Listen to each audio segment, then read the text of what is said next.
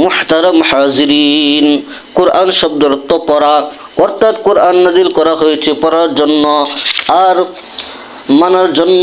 অতএব আমাদের কাজ হলো কোরআন পড়া এবং দৈনন্দিন জীবনে তার মানার চেষ্টা করা।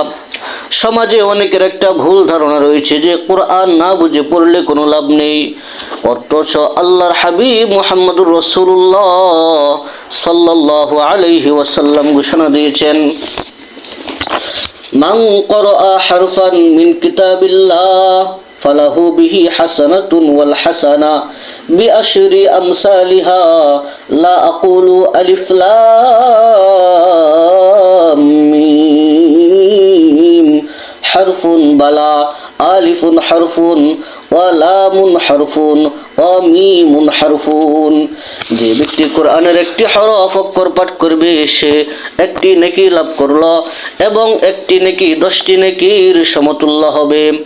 হুজুর সাল্লাল্লাহু আলাইহি ওয়াসাল্লাম আরো বলেন, আমি এটা বলি না যে আলিফ লাম মিম একটি হরফ, বরং আলিফ একটি হরফ, লাম একটি হরফ, মিম একটি হরফ, অর্থাৎ আলিফ লাম মিম 3টি হরফের সমন্বয়ে একটি শব্দ। এই একটি মাত্র শব্দ পাঠ করলে 30টি নেকি পাওয়া যাবে।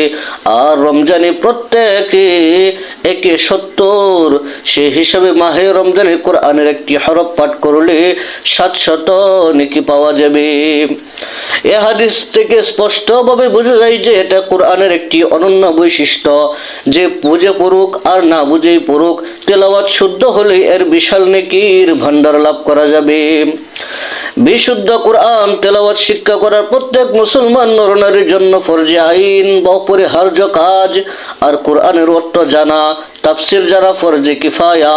কেউ কোরআন বুঝে পড়ুক চাই না বুঝে পড়ুক, হাদিসে তার জন্য প্রতি হরফে ন্যূনতম 10 ঊর্ধ্বে 700 নেকি প্রাপ্তির ওয়াদা রয়েছে। আর আল্লাহ তাআলা যাকে চান আরো বাড়িয়ে দেন। কোরআন সহি করে পড়লে যেমন সওয়াব, তেমনি গলত পড়লে গুনাহ। রাসূলুল্লাহ সাল্লাল্লাহু আলাইহি ওয়াসাল্লাম ইরশাদ করেন, রুব্বা ক্বারিইন ইয়াকরাউ কুরআন ওয়াল কুরআনু ইয়ালআনুহু। অনেক কারি কোরআন তেলাওয়াতকারী এমন রয়েছে যে কোরআন তেলাওয়াত করে অথচ কোরআন তাকে অভিশাপ দেয়। যার কোরআন তেলাওয়াত ঠিক নাই তার কোনো ইবাদত ঠিক নাই। কেননা আমাদের দৈনন্দিন জীবনে সবচেয়ে গুরুত্বপূর্ণ ইবাদত হলো নামাজ। নামাজ যেমন ফরজ তেমনি নামাজে সহিভাবে কিরাত পড়াও ফরজ। যার কিরাত হয় না তার নামাজ হয় না, কারণ শাব্দিক বিকৃতিতে অর্থের বিকৃতি হয়।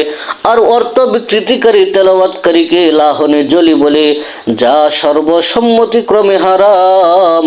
সুতরাং হারাম তেলাওয়াত দিয়ে বিশুদ্ধ নামাজ আশা করা যায় না, এমন হাজারো লোক পাওয়া যাবে।